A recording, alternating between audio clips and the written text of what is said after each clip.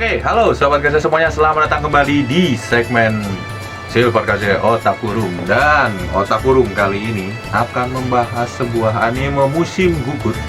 Lebih tepatnya ini anime romance sih.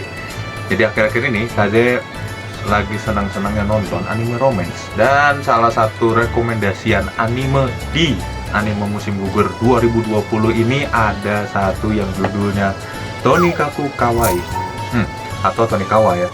Jadi Tonikaku Kawaii ini sebenarnya Kaze agak sedikit bingung karena waktu kemarin nonton dari episode 1, sekarang sudah episode 5 mungkin ya. Jadi ya terakhir episode 5 sih. Jadi di episode 1 ini pertama kali nonton itu Kaze juga agak sedikit nggak habis pikir sih ya. Ada seseorang anak yang dikasih nama Nasa, ya kan? Nasa Yuzaki ya. Jadi si Nasa ini diberikan nama oleh kedua orang tuanya supaya bisa doanya tuh bisa mencapai ke langit ya. Intinya nama dari orang tua adalah doa untuk anaknya. Cuman ini anaknya jadi dapat perlakuan yang kurang baik dari lingkungan sekitarnya, dimana orang-orang mengira ini anak ini bakalan punya cita-cita untuk jadi seorang astronot atau peneliti bintang dan yang berhubungan dengan luar angkasa, karena namanya NASA. Yang diambil di sini NASA itu adalah bisa dibilang tuh tempat untuk penelitian luar angkasa. Inilah NASA lah, pokoknya seperti itu.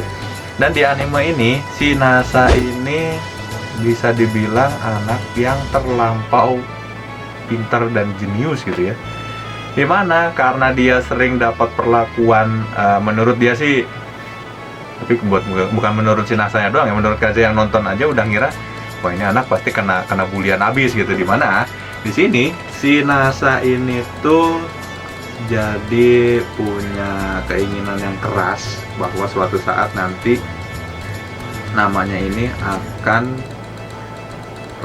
terkenal di mana-mana, dan dia banyak belajar yang macam-macam sampai dia lupa masa mudanya sendiri.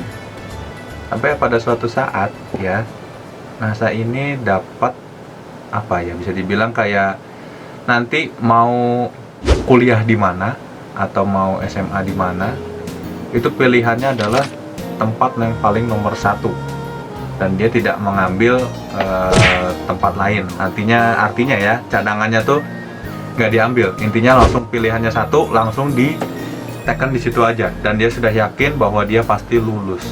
Cuman saat sudah waktunya dia untuk ujian, nah si Nasa ini kepincut sama satu yang namanya wanita gitu ya. Wanita ini namanya itu adalah Tsukasa Tsukuyomi.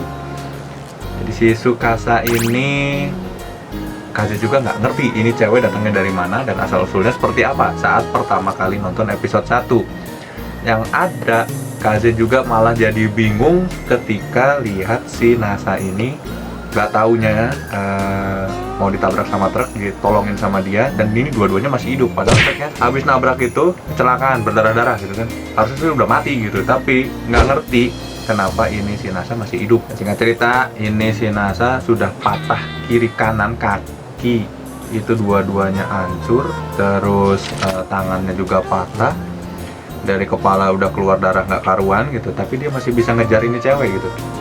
Bisa dibilang sih kalau logikanya ini masih ada adrenalin setelah kecelakaan, jadi badan tuh masih terpacu sama adrenalin, yang mana si Nasa ini masih bisa ngejar ke tempat cewek ini nungguin bus. Jadi Kaze lihat si Tsukasa ini tuh aneh juga gitu, ketika dia sampai di bus itu tuh posisi dia tuh kepalanya juga berdarah-darah, tapi kenapa masih bisa hidup ya. Jadi episode 1 kesan pertama Kaze nonton aneh. Kemudian lanjut di episode 2 ini Kaze lihat si Nasa ini justru nyari si Tsukasa. Dia sampai dapat sekolah yang bagus tapi sama dia ditolak. Yang dia butuhkan itu ya si Tsukasa. Secara nggak langsung Kaze lihat di episode 2 seperti itu, dimana dia sudah bekerja. Dan kalau dilihat dari nominal gajinya pun ini anak dapat gaji banyak banget, tapi ada satu sisi yang menurut Kaze tuh bener juga gitu.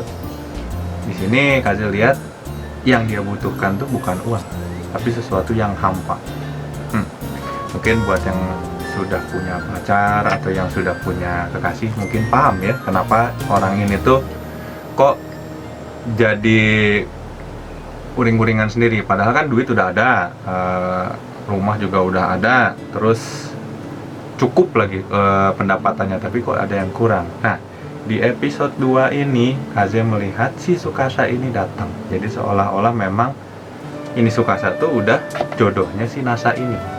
Dan secara ajaib dia bisa menemukan rumahnya, terus dia bisa ngobrol dan menagih janjinya kalau memang mau dekat sama dia langsung nikahin dia. Intinya sih seperti itu. Dan tanpa panjang lebar ini si Nasa langsung ayo gitu, kita nikah bla bla bla bla. Hari itu juga nikah beres.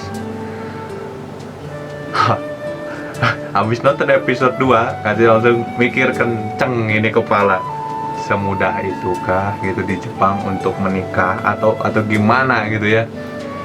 Dan dari sini Kaze jadi penasaran ini anime bakal kayak gimana. Soalnya yang satunya itu umurnya masih 18, artinya masih umur kuliahan ya, anak kuliahan. Terus si Tsukasanya ini masih umur 16-an atau 15-an, artinya dia tidak punya pembekalan diri tentang berumah tangga. Jadi Kaze penasaran pengen nonton ini sampai tamat itu bakal kayak gimana. Karena rekomendasi kemarin tuh, Bang, ini nanti salah satunya ada yang mati, Bang, ini nanti begini bla bla bla bla bla bla bla bla bla. Setelah lihat 5 episode berjalan ternyata nggak kayak gitu ya. Yang ada ini tuh lebih tepatnya dia meraba-raba kehidupan rumah tangga seperti apa tanpa bimbingan yang sudah berpengalaman dalam rumah tangga. Kaze nanggapnya kayak gitu. Terus juga Kaze juga mikir lagi kalau misalnya ini anime dibilang agak sedikit fantasi juga kayaknya fantasi juga sih. Soalnya si siapa namanya Tsukasa ini di episode 4 itu 4 ya, langsung dari 1 2 langsung 4. 1 2 4. Nah, di 4 ini kita lihat si Tsukasa ini punya koleksi batu bulan. Nah, batu bulan ini tuh apakah berpengaruh kalau dihancurkan rusak terus dianya jadi hilang atau gimana, atau memang cuma sekedar koleksi. Nah, dari situ juga Kaze jadi penasaran ini anime sebenarnya alur ceritanya mau kemana. Tapi kalau dipikir-pikir dari judulnya Tonikaku Kawaii, berarti asalkan dia lucu gitu kan, terus lu nikahin, udah. Menurut Kaze sih sesimpel itu kalau lihat judulnya. Tapi kalau lihat dari alur ceritanya ini ada dua macam. Satunya kemungkinan itu dia adalah gadis luar angkasa yang turun ke dunia. Yang satu lagi gadis yang kebanyakan hayalan gitu loh. Bisa jadi, soalnya di episode 5 itu yang kemarin ya, yang baru muncul minggu lalu, si Tsukasa ini tuh adalah freak atau otaku movie ya, otaku film gitu, dimana dia sangat mencintai film-film yang memiliki alur cerita menarik menurut dia gitu. Jadi ada dua kemungkinan, dan di sini Kaze nggak bisa ngambil keputusan kalau memang orang bilang bang ini nanti salah satunya bakal ada yang mati, jadi nggak bisa diiniin dulu karena Kaze juga nggak baca komiknya. Ketika ngecek ternyata komiknya juga udah panjang, jadi mending nonton dulu animenya kalau misalnya udah apa ya, kayak misalnya inilah kayak Kanojo Okairi Shimas yang kemarin, Kanokari itu baru nonton 2 episode pertama, Kaze langsung tiba-tiba pengen baca manganya. Nah itu lain cerita. Nah untuk Tonikaku ya atau Tonikawa ini Kaze belum punya minat untuk baca komiknya atau mendahului animenya, karena Kaze masih penasaran aja ini kehidupan mereka ini bakal kayak gimana gitu. Terus kita mundur lagi ya, di episode 3 nya juga si Nasa ini juga nggak tahu banyak tentang dunia pernikahan itu seperti apa. Jadi ketika teman-temannya tahu dia sudah menikah kan juga aneh, umur 18 tahun sudah nikah, terus istrinya juga kayak gitu, cantik juga, ini juga gitu kan. Tapi dua-duanya polos, kan pusing jadinya. Dan kalau kayak gini ceritanya, yang Kaze penasaran, pasti anime ini ada lucunya. Yes, excellent. Pasti, soalnya bentuknya kayak gitu, terus mereka masih muda-muda kan. ya abaikanlah untuk yang bagian dojinnya ya. Yang pasti untuk segmen Otaku Room ini kasih tidak akan membahas untuk yang menyimpang ke sana karena pasti bakal dikejar-kejar sama orang. Oke, intinya Tonikaku Kawaii ini Kaze merekomendasikan untuk sobat Kaze yang senang dengan cerita romance. Karena apa? Karena di sini tuh diceritakan untuk pengetahuan dasarnya ya, di Jepang itu ternyata untuk menikah itu mudah. Cuman kita harus ngasih surat izin dari orang tua, terus persetujuan lain sebagainya itu hanya dari RT RW, sudah selesai. Tidak ribet harus ada pernikahan gini gitu dan lain sebagainya. Intinya di Jepang seperti itu.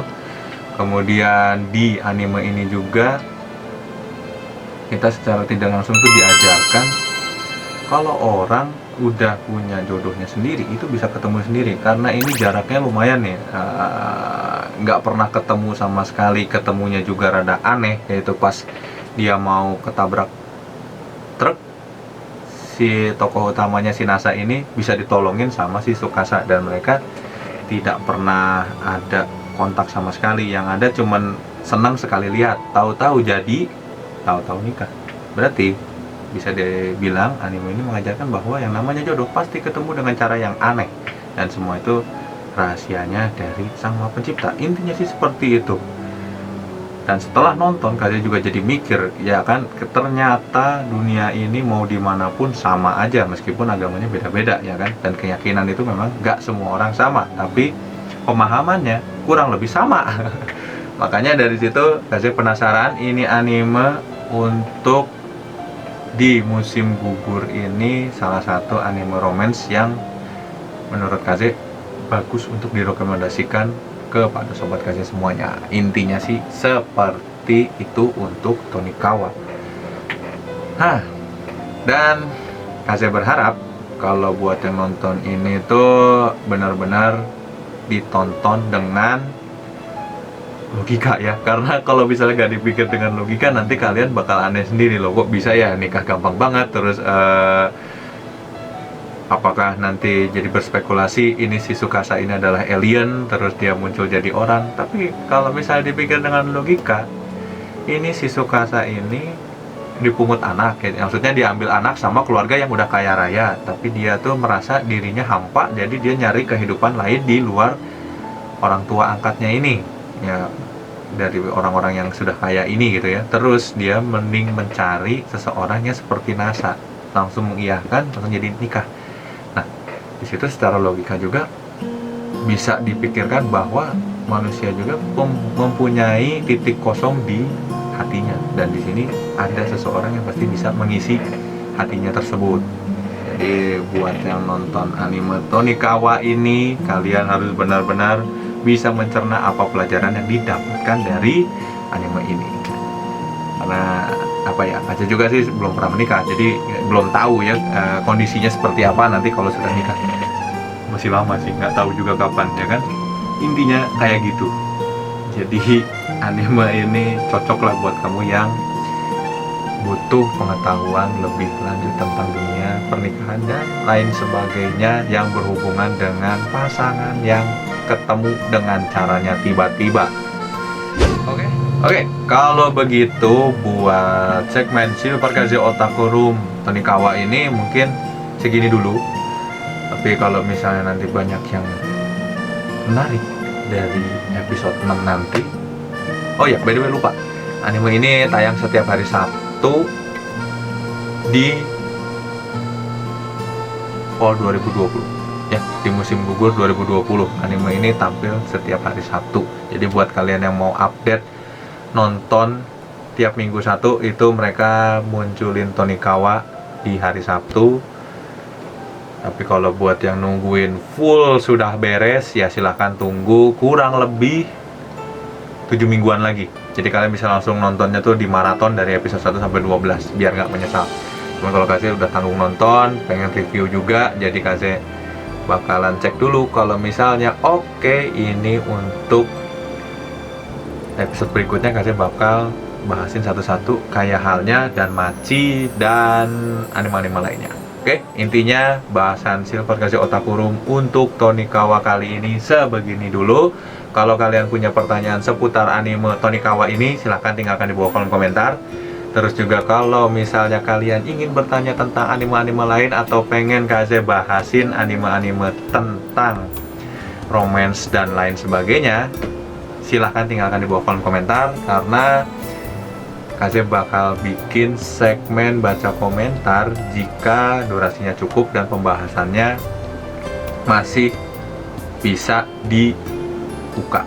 Oke, intinya sih kayak gitu. Lebih tepatnya kan kalau misalnya banyak-banyak sampai 20 atau 30 menit, kebanyakan tuh yang protes ke Kaze cuma satu, bang, ngapain sih panjang-panjang, kan bosan juga ini juga ya. Oke, kalau misalnya kalian senang dengan cara pembahasan Kaze untuk ngebahas sebuah anime, silahkan tinggalkan saja di bawah kolom komentar. Nanti Kaze akan bikin satu segmennya lagi di akhir pembahasan itu untuk baca komentar dan kita akan bertukar pendapat di sana. Oke, kalau gitu sobat Kaze semuanya, akhir kata Kaze mengucapkan sampurasun minasan dan terima kasih banyak sudah mampir di Silver Kaze Otaku Room bahasan Tonikawa kali ini. Dadah semuanya.